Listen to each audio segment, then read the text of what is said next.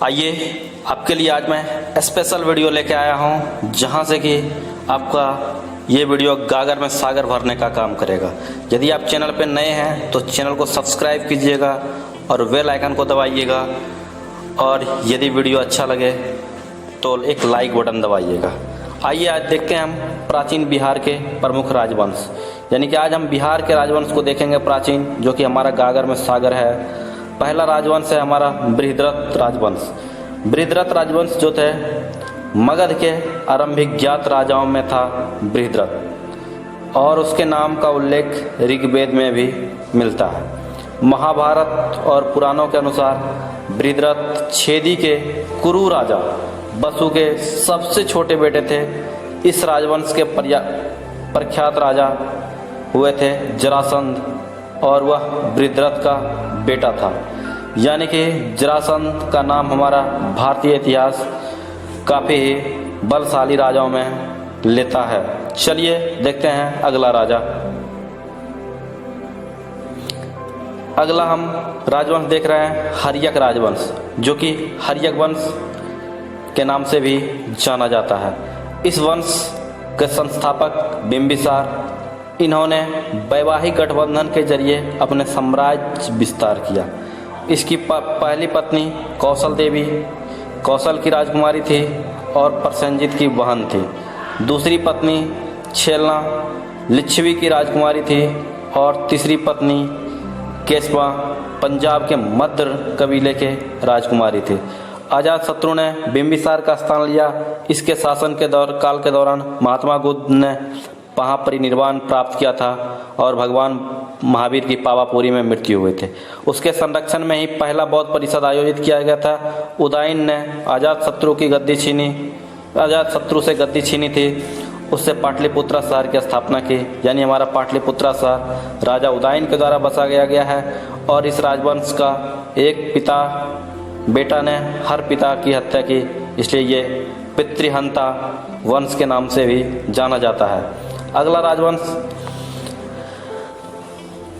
राजवंश है हमारा शिशुनाग राजवंश, यानी शिशुनाग वंश।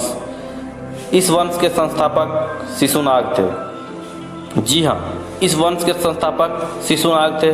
उन्होंने शासनकाल में मगध की 2 राजधानी थी, यानी नाग वंश का शासनकाल में 2 राजधानी थी हमारा मगध का। वो पहला था राजगीर और दूसरी वैशाली। जो हमारा दूसरा बौद्ध परिषद हुआ था कालासेक के संरक्षण में आयोजित किया गया था, और कालासेक नागवंश राजवंश के थे। अगला हमारा राजा है नंद राजवंश। महापद्मनंद ने शिशुनाग वंश के अंतिम शासक नंदीवर्धन की हत्या कर इस राजवंश की स्थापना की, यानी नंद वंश के संस्थापक महापद्मनंद थे, जो कि नंदीवर्धन की हत्या कर इसकी स्थापना की। पुराणों में इसे महापद और महाद्विपदी भी लिखा गया है।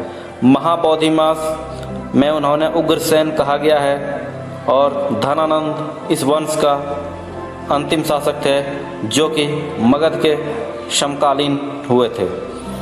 यानी नंद वंश का अंतिम शासक धनानंद थे। अगला शासक हमारा आता है मौर्य वंश। मौर्य वंश की बातें किसी से छिपी नहीं है, और हर कोई भारतीय इतिहास को देखता है तो एक बार मौर्य वंश जरूर देखता है। मौर्य काल मानव जाति के अस्तित्व में प्रत्येक क्षेत्र, जैसे सामाजिक, राजनीतिक, सांस्कृतिक, धार्मिक, आर्थिक विकास का साक्षी रहा। प्राचीन भारत का यह भौगोलिक रूप से व्यापक, शक्तिशाली और राजनीतिक सैन्य साम्राज्य था। इस साम्राज्य की राजधानी पाटलिपुत्रा थी। चंद्रगुप्त मौर्य, बिंदुसार और अशोक महान जैसे राजा इस वंश में सुशोभित हुए। इस वंश की गरिमा भारत को एक बृहद और सबसे विशाल भारत होने का गौरव भी प्रदान किया। यह राजवंश हमारा मेगास्थनीज ने मौर्य समाज को 7 जातियों में बांटा था। पहला जाति दार्शनिक, किसान, सैनिक, चरवाहा, कारीगर, मजिस्ट्रेट और पार्षद कहा। उन्होंने कहा कि दायित्व का मौर्य वंश में अस्तित्व नहीं था, लेकिन अन्य भारतीय स्रोत से इस बात सहमत नहीं दिखते हैं। कौटिल्य ने वैश्य और शूद्रों को सेना में भर्ती करने की सिफारिश की थी, लेकिन उनका वास्तविक नामांकन बेहद संदिग्ध है। उन 4 जातियों के अस्तित्व की बात की। शूद्रों की स्थिति में सुधार हुआ। वे काफ़ी हद तक किसान और घरेलू नौकर जैसे जमीन की खरीद सकते थे। ये भारतीय इतिहास में एक स्वर्ण काल यानी स्वर्णिम अक्षरों से लिखा जाने वाला वंश है हमारा मौर्य वंश। चलिए अगला हम लोग वंश देखते हैं। अगला वंश है हमारा शुंग वंश।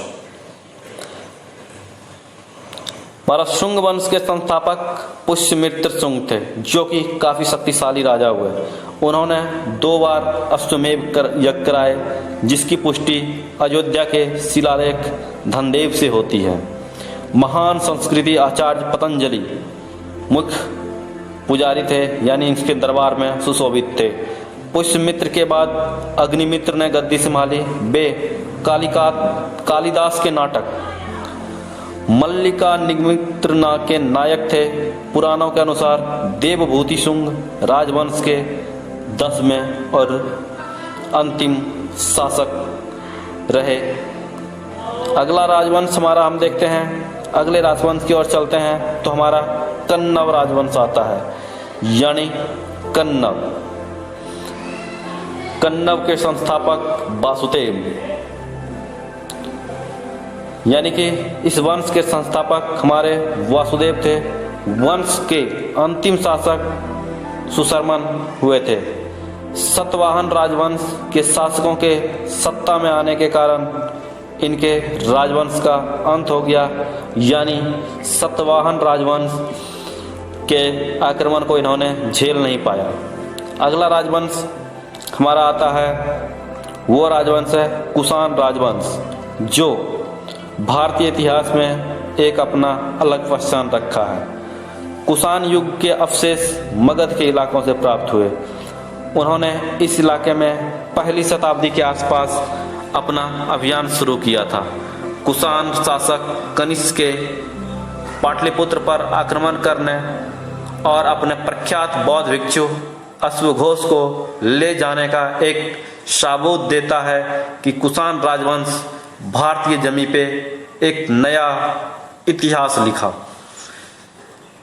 चलिए इसके बाद हम अगला राजवंश देखते हैं।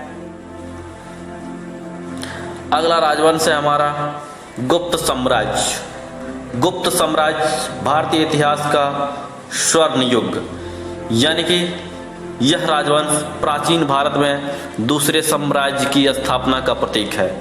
गुप्त वंश के शासकों ने एकीकृत प्रशासन के तहत भारत के अधिकांश हिस्सों पर कब्जा किया। गुप्त वंश और मौर्य वंश का प्रशासन में केवल एक अंतर था। मौर्य प्रशासन में प्रशासन और सत्ता केंद्रीकृत थी, लेकिन गुप्त शासन काल के प्रशासन और सत्ता विकेंद्रीकृत थी। शिलालेख से पता चलता है कि गुप्त वंश के पहले राजा श्रीगुप्त थे, यानी गुप्त वंश के संस्थापक हमारे श्रीगुप्त थे। चलिए अगला राजवंश हमारा आता है प्राचीनता का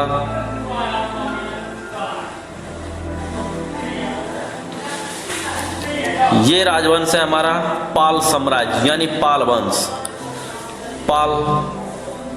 पाल साम्राज्य प्राचीन में बौद्धों की सर्वशक्ति थे, यानी बौद्ध सर्वशक्ति यानी चरम सीमा पर थे। पाल शब्द का अर्थ होता है संरक्षक, और सभी पाल सम्राटों के नाम के आखिर में इसका प्रयोग किया जाता था। पाल बौद्ध धर्म के महायान और तंत्रयान के अनुयायी थे। इस राजवंश के पहले शासक थे गोपाल।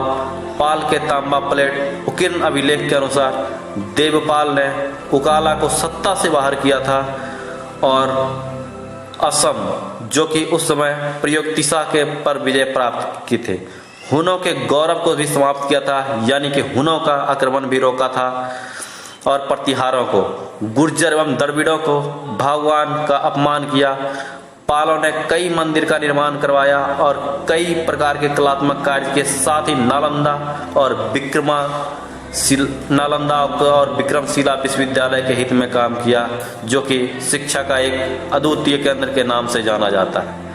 चलिए आज की वीडियो में इतना ही। यदि चैनल अच्छा लगे तो चैनल को लाइक कीजिएगा और सब्सक्राइब कीजिएगा, दोस्तों के बीच शेयर कीजिएगा। तब तक के लिए धन्यवाद।